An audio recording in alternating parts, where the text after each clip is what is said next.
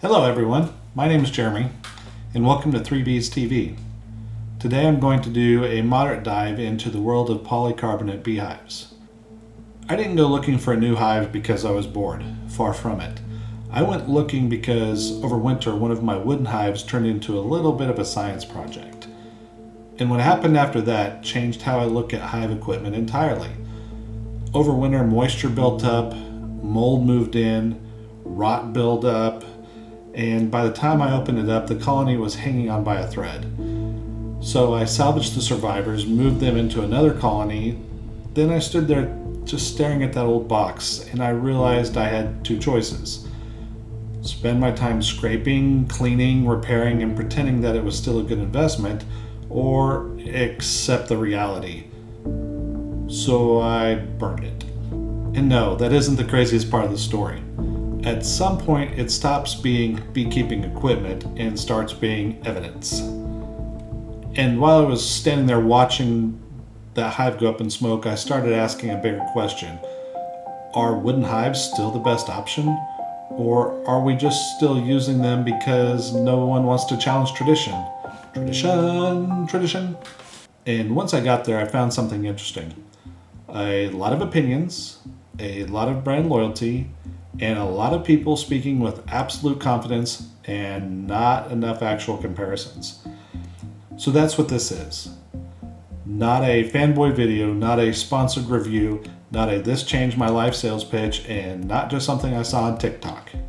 This is a real investigation from the perspective of somebody who had a hive fail, got tired of maintenance, and I wanted to know what actually makes sense in the real world. Not one brand really rose to the top. But before we get there, we need to talk about why insulated hives even matter. Because this is where people oversimplify the whole conversation.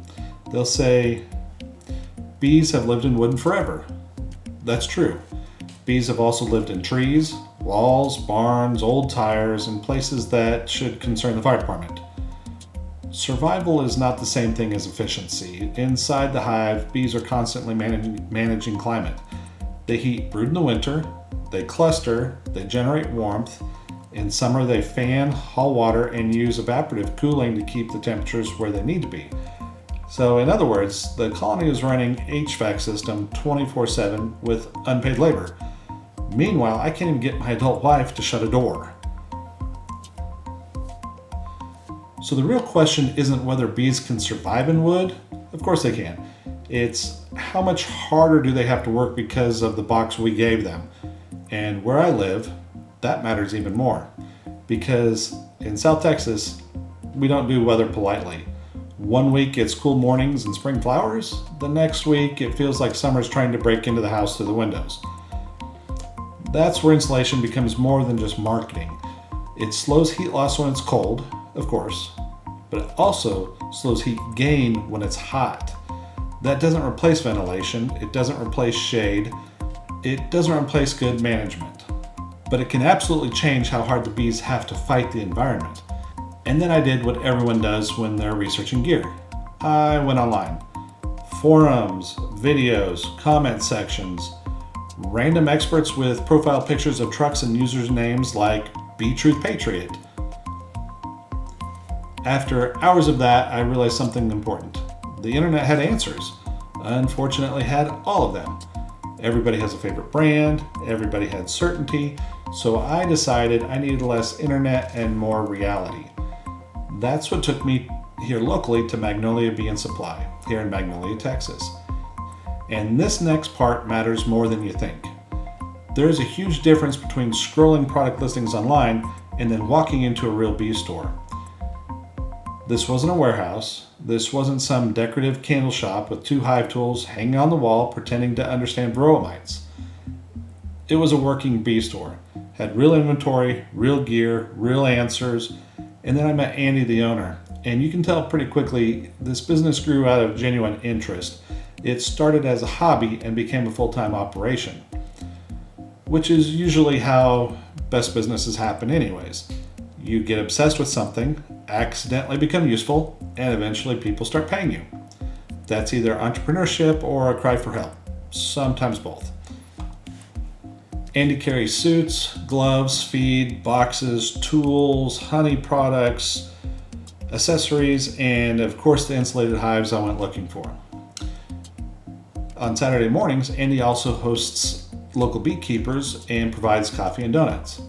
And as a cop, I felt legally obligated to report the donut situation. But the biggest advantage wasn't the pastries. It was being able to put my hands on the equipment. That changes everything because spec sheets are nice, but actually touching the hive, seeing how it fits together, opening the lid, checking hardware, asking questions in real time. That tells you more in 10 minutes than 3 hours online. And while I was there, Andy and I talked about what they carry, what beekeepers are asking for, and what actually matters when choosing a hive. That conversation gave me something the internet couldn't: clarity. So before I break down the brands, let me show you the place and let you hear directly from Andy. Today I'm at Magnolia Bee Supply, and today we're going to walk through everything from traditional setups to some newer systems and figure out what actually makes sense. And no, this isn't a paid review. If something doesn't make sense, I'm calling it out.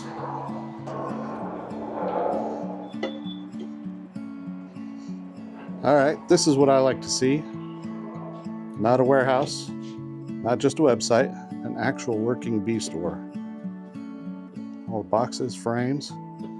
And we have the owner.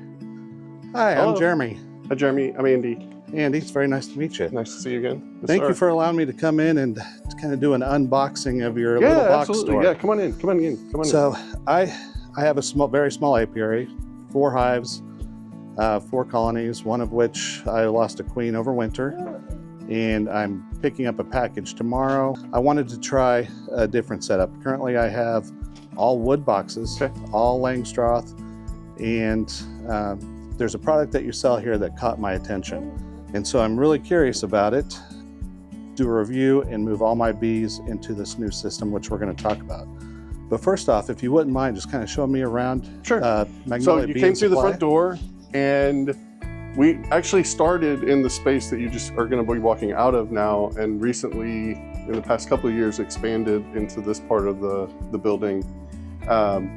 So we sell a little bit of everything, anything to do with bee supplies, at least practical beekeeping. Suits, gloves, we have the Apis tactical gloves, we have just generic gloves.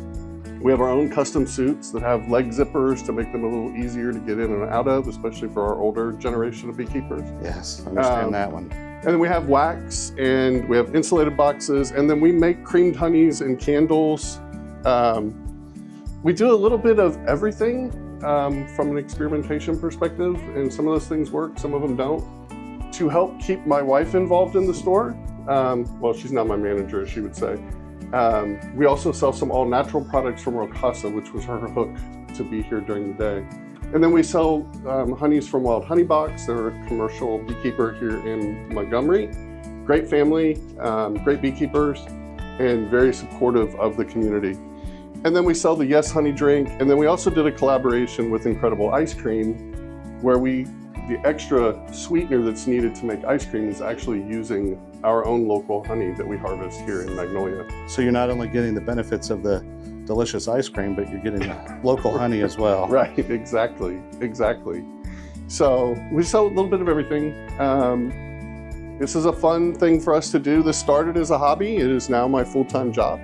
And then back here, we have most of the beekeeping equipment and supplies, right? So this is a little bit of where work happens, where sales happens, where on Saturday mornings, we break bread over donuts and coffee and with local beekeepers, and we talk about beekeeping.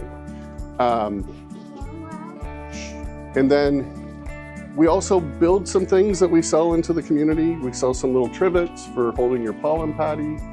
We sell robbing screens we design and print. And these are actually made with, we make these are made with ASA, so they'll stand up well for outdoor UV light and that kind of thing. As a fellow 3D printer, I understand the importance of ASA. It's a pain to print with, but it's what you gotta have. It is a pain to print with. We also follow along with some of the new stuff that comes out, Protect the Bee. I'm a big, being an oil and gas background kind of guy, telemetry and data acquisition is a big thing.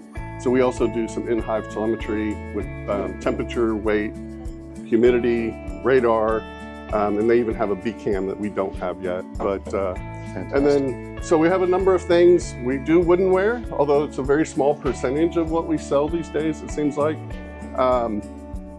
So we have the Premier products, the under the Pura line, product line. And then we have just traditional pine boxes that we've sourced, and some of those are painted, not painted. We do a little bit of a few things. And then we have some of the latest inventions. We were fortunate enough to be at Apimaye this past year. And at Apimaye, we met the micro honey harvester people, and they have come up with, we'll show you this one first, a new way to extract honey. So these are cassettes, and when the bees fill this up and cap it, we'll pull the cassette out and take the cassette apart. We don't have to uncap like you would a traditional frame. We'll take this apart and expose the honey, and then put that into the micro extractor and extract small scale honey. So this is a really cool invention in terms of, especially for people that just have a few hives and want a little bit of honey. They're just doing it purely as a hobby. They don't have a plan to maybe go bigger. But I would suggest that even going bigger, this creates an opportunity for education and the farmers markets for being able to connect with the consumer to actually show them how the process works, just on a much smaller scale, right? So, well, I'm seeing a lot of colors here. Now, yeah, so let's talk about the insulated hives.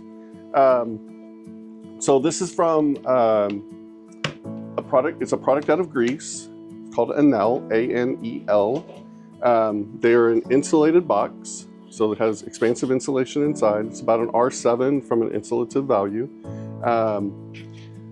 Let's talk about what it's good for the beekeeper. For the beekeeper, there's no maintenance here.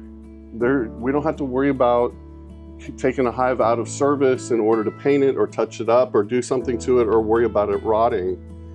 And so it allows more time that would be spent on those activities to be spent on learning beekeeping, right? Life cycles and times of year for different things, queen rearing, and all the fun things that you want to do when you become a beekeeper. For the bees, the fun part is, not the fun part, but the benefit for the bees is it's helping to maintain the temperature that they have in the colony, whether that's warm or trying to cool it down and keep the outside heat out, which is what they would do through evaporative cooling and that kind of thing. The box is credited to what they're trying to do. Right? Now, going along with that, most of my viewers are actually local to southern United States, Texas, okay, Oklahoma. Now, we don't have to worry about, insulating our hives over winter because they might freeze, or putting a quilt box on top. It's that summer heat. And if you have the wooden boxes, you're going to see a lot of bearding during the summer. Right. What's your experience, and what are your customers' experience with this insulated box and the over summering, and how the bees are different, how they act different? So insulation is good hot or cold, right? We use insulation in our homes, for example, right? But we have the benefit of going to this little knob on the wall and turning a thermostat to get cooler air or warmer air. The bees write that check with their own energy, right? Their own body. So whether the bees are trying to heat up the place by shivering and sitting on top of that honey to create that energy, to create that heat, or pulling in water to do evaporative cooling, which is why we see them out front and see them trying to fan air through the box to help cool the box. In an insulated box that is adding to what they're trying to do or maintaining what they're trying to do, the bees end up being a little less stressed, a little less resource intensive because they don't have to work so hard, and hopefully a little bit healthier, although there's no study to really support that at this time anyway. But to your question, what do we see? We see a little bit less bearding, but we will still see bearding. It's hot, right? And when you get 50, 60,000 bees in a box, sometimes the only way to take heat out of the box is to take yourself out of the box, or the bee out of the box. And that's what they do. We see it on trees too, right? We'll see trees that have bees bearded all over them because it's hot in that hollow. And that's one of the mechanisms that they have to maintain the thermal temperature, is take themselves out of the equation. So the screen bottom board, biggest play for it was when Varroa hit the deck. It was believed that the screen bottom board would be helpful in trying to maintain that. It hasn't necessarily proven all that beneficial, maybe a 2 to 3% benefit. As far as varroa goes. As far as varroa mites go. When they fall off the bee, they fall out of the hive, right? And any radiant heat that we get from the ground can radiate up through the screen bottom board. And this is brand new. We're down to the last couple. But this it's screened. Okay. But it has an integrated pest management tray. So it can create a guard or a wind baffle, if you will, draft baffler, to close up if that is something that you desire in the winter. Over the almost 5 years, what have you found to be like the first thing or most common thing that goes wrong with these? Well, I don't know that anything goes wrong, but we have learning curves, right? And it comes down to education and helping people understand in anything that you buy, how does it work, right? So the one thing that we've learned in the lids, and we'll grab a lid here in just a second, they have ports in the lids that look like this. And those ports can be vents. So we'll do it this way. So if the port were in the lid, that is closed, that is vented, and camera viewers should be able to not see through it. But if we turn it one more time, it's an access port. Okay, this is problematic when somebody puts their top feeder on, and we'll show you that here in a second. The bees can get in, but they can't get out because they'll get in there and they drown. So we always want to make sure that this is in the screened mode if we're using the top feeder. And by that top feeder, I mean this. Yeah, because bees are not good swimmers. Bees aren't swimmers at all, really. Yeah, okay, yeah, they're not swimmers at all. So we put this top feeder on, and for the viewer, this goes on inside. These are unassembled right at the moment, but this keeps the bees from being able to actually get into the pool and drown. So let's show you why this is important. Let me grab a lid here real quick for you. This feeder fits right underneath this lid. Perfect. Right? And so for people, so you can see the lid violates the bee space, right? Because it has this depth to it. So if there's not a feeder, put this down here, we have basically, it's called a propolis trap, or if you're a wooden fan, you would also refer to this as the inner cover. This, no bees can get through because it's a propolis trap. That's not a no queen bees, excluder. yes. And that keeps the bees from drawing up in the lid. Now, for some that are OCD, that will, when bees draw wax in the lid, that can be kind of, oh, something's wrong. This is not good. I don't sweat it too much because a lot of times after they're done laying drones up here in the lid, after they've drawn that wax, they come back and they store honey in it. And that honey becomes food for the winter. So we just kind of leave it at that. It's not always the most clean thing, and it's kind of messy sometimes, but I don't get too worried about it. But that's why the propolis trap exists. So one of the side effects is, if you do put that propolis trap on, and you do decide to vent your colony, we're gonna keep it in the vented mode. We're just gonna keep it vented. The bees will draw propolis in that propolis trap to try to control the airflow that they want for their operation to be successful. So now you have a propolis trap that has propolis in it that you can take and put in a bag in the freezer, pull it out, smack it on a tree, collect the propolis, and now you can make tinctures, mouthwash, all kinds of things with propolis, actually. So Anel has a half feeder as well. Put this on, the lid goes right over it. So this is a dual port feed or a dual reservoir feeder. So you could do solids and liquids, or liquids and solids, however you want to do it. They come with a little plug so that if you were to poke a hole out of this for solids up here, then you can put the plug back in so you can do liquids again. These are the entrance reducers for that first board that we looked at. So this is reduced, not on there would be wide open, and then you turn it over and it's closed. There's also a pollen trap that fits these boards as well. This is the big boy pollen trap. That is a big boy. And so it fits right in the front of the hive. The bees come through this screen right here, it knocks the pollen off their legs, and that pollen falls into the tray. The other thing that they have is a queen excluder, but with access ports. So you'll see some people talk about having an upper access port when their honey supers are on to make the offloading of that nectar maybe a little bit more efficient. They don't have to come down and go traverse 2 boxes to get to where they're going to store it. And so they came up with a means to make it easier. And we have them in all kinds of colors, and you'll notice they latch together. And so we have the standard colors available in the US are yellow, pink, and white. You will notice we have blue and green. We did manage to secure a couple of pallets of each, and when those run out, we'll have to reassess if there's going to be any more of those, but they are here while they last. So they also come with, but we also have insulated supers or mediums. So if you're into medium construction, we do have medium boxes available. So those are an option as well. But the other part for your viewers, thinking about, well, I just bought all these wooden boxes, I don't want to cannibalize my investment, right? So what you can do is just set your wooden box right on top, right? Now, my advice on this is don't make it your top box. And the reason for that is you don't have a good way to attach the lid unless you buy the hinges from me. But you don't need to, because if you'll put the wooden box on the bottom and it fits the bottom board just like it sits on top of this. Perfect fit. If you set that on the bottom board and put your insulated lid up here, or put your insulated box up here, then when winter comes, you don't have to worry about flopping the boxes, because part of your value proposition is this helps to hold heat in the winter.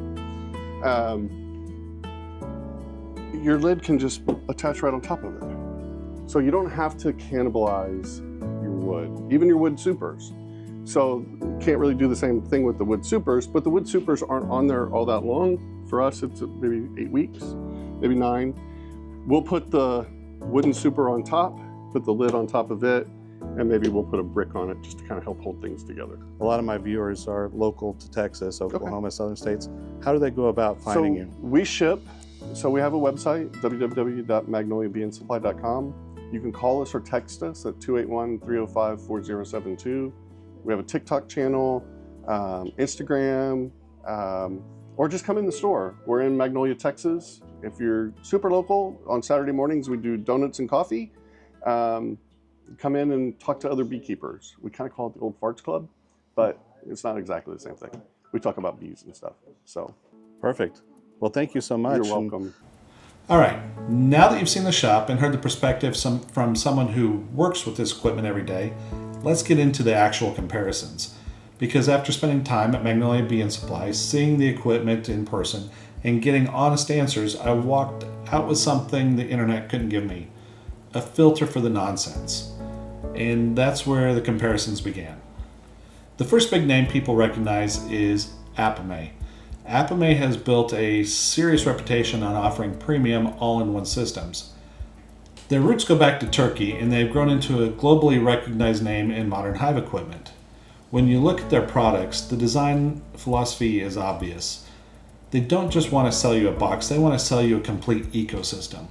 Integrated feeders, purpose-built components, ventilation controls, a polished, engineered feel. Apimaye also publishes some of the clearest insulation claims in the category. They claim around an R7 range depending on the model, and that matters because not every company gives you hard numbers. Apimaye feels like the Mercedes G-Wagon of beehives. Premium, feature-rich, capable, and nobody accidentally buys one thinking it was the budget option. But price matters too, and premium gear usually arrives with a premium price.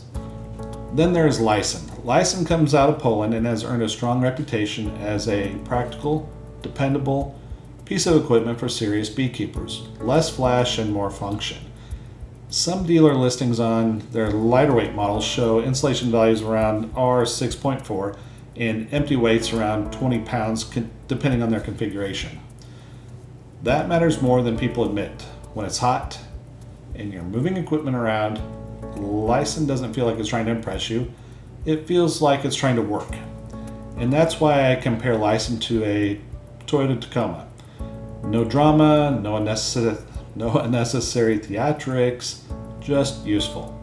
And really, that's something refreshing about it. Abelo is another interesting player. Based in the UK, their reputation leans heavily into build quality and thoughtful engineering. When people talk about Abelo, they use words like well-made, solid, refined, heavy-duty. Some models reference dense, high-grade polyestrine around 160 grams per liter with reinforced wear points, which tells you somebody cared about the long-term use. The challenge for many buyers is simple. Location. Shipping matters, import cost matters, availability matters. A fantastic hive on the other side of the ocean is still on the other side of the ocean. And Abelo reminds me of a Land Rover. It's strong, well built, a little premium, and they're fully aware of it. Then there is Paradise Honey out of Finland. If anybody understands the value of insulation, it's Finland. Their bee-box systems have a strong reputation for thermal performance, and they publish bold claims about insulation performance compared with traditional wooden hives. They also reference dense EPS materials and long service life. Paradise doesn't strike me as flashy gear, it strikes me as serious gear with quiet confidence. That's why I'll call it the Volvo station wagon with snow tires. Quietly excellent and probably smarter than you. Swienty is a respected Danish brand with a long history in beekeeping equipment. They've got a broad catalog, a strong trust factor, and an established name. They may not always market specs in the same headline-grabbing way as some competitors, but reputation matters too. People trust brands that have shown up consistently for years. So Swienty is going to feel like that BMW diesel SUV. Capable, respected, European. And owned by somebody who definitely uses the phrase torque converter in casual conversations. Then there's Royal Hive. Royal Hive sits more in a niche type lane. Less mainstream visibility, less constant discussion, fewer hard numbers floating around publicly. Now that can mean one of two things. It's either an underrated hidden gem or they just have a really great marketing department. I'm not here to fake certainty where I don't have it. It's an interesting option, yes. Enough data for me to speak like I know everything about it? Far from it.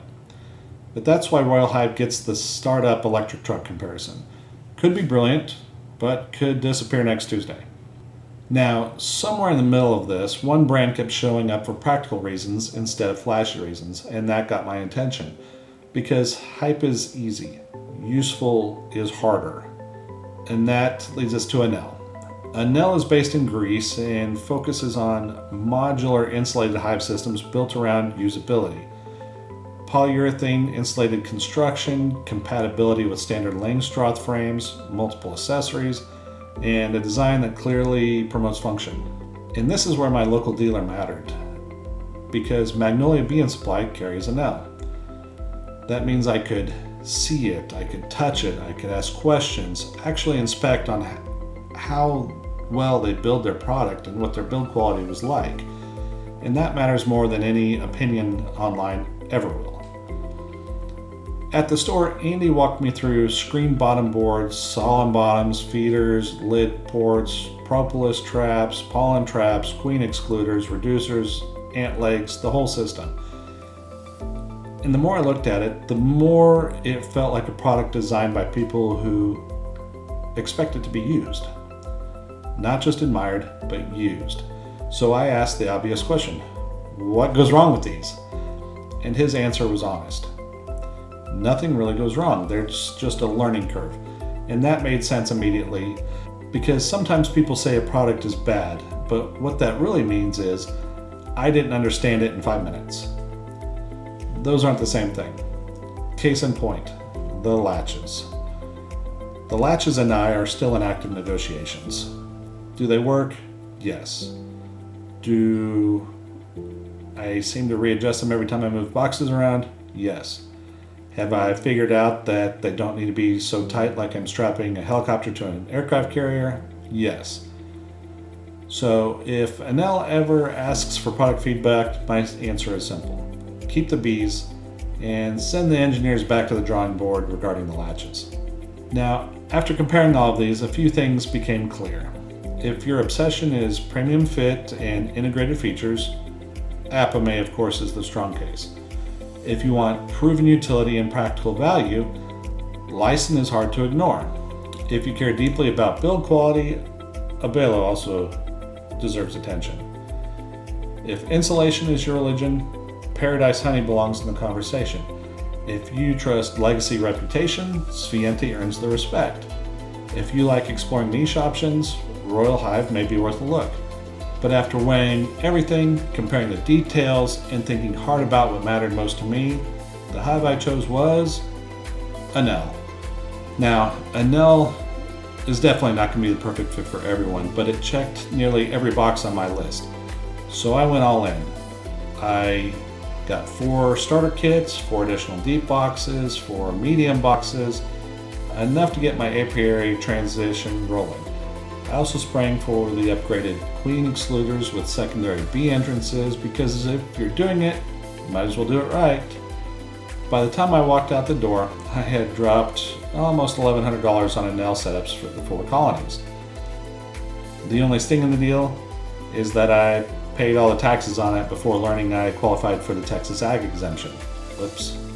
Now, fast forward 2 weeks after moving to the Anel polyhives and installing a new package, I did another inspection.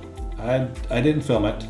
I was trying to beat a storm that was rolling in yesterday, and sometimes the bees need more help than the camera does. That's just real life. And right now, I'm happy to report all 4 colonies are thriving. I've got 4 laying queens, there's bee bread, there's nectar, there's honey, fresh comb, and a lot of activity. One of the things I noticed first was that the colonies seemed busier than normal. Maybe it's the spring flow, maybe it's the boxes, maybe they're just highly motivated. Either way, nobody is in there just standing idly by. Heck, even the drones are starting to think about contributing their fair share. The boxes themselves had made a strong first impression. They feel clean, they feel solid, they feel practical. And after dealing with aging woodenware, the limited maintenance is refreshing. There's something beautiful about looking at equipment and not immediately thinking, great, another repair project. Now, let me be fair, it has only been 2 weeks. It's not enough time to declare final victory. The jury is still out, but I can honestly say this. I feel more confident heading into these wild South Texas spring temperature swings with this setup than I ever did before, and confidence matters. So after all the research, after all the comparisons, after visiting the store, after handling the products, and after early real-world inspections, the hive I chose was Anel. Not because it won every category, but because it won the categories that mattered most to me, that being climate fit, practicality, maintenance, compatibility, local support, and their value. And that's how gear decisions should be made, not by whoever yells loudest online in all caps in the comments, but by what works in real life. Now I want to hear from you. What are you running? Wood, Apimaye, Lyson, Abelo, Paradise, Swienty, Anel, something homemade held together by screws and optimism? Drop it in the comments. And if you appreciate honest reviews, real-world testing, and beekeeping content without the nonsense, please subscribe. If you felt this video had any kind of value, please share it with your friends. Because if this hive fails, you'll all hear about it. Loudly. Please check out the description for links to all the products and one to Magnolia Bee Supply. And if you're ever in the area, please stop by and say hi to Andy. Until next time, keep your stick on the ice in 73s.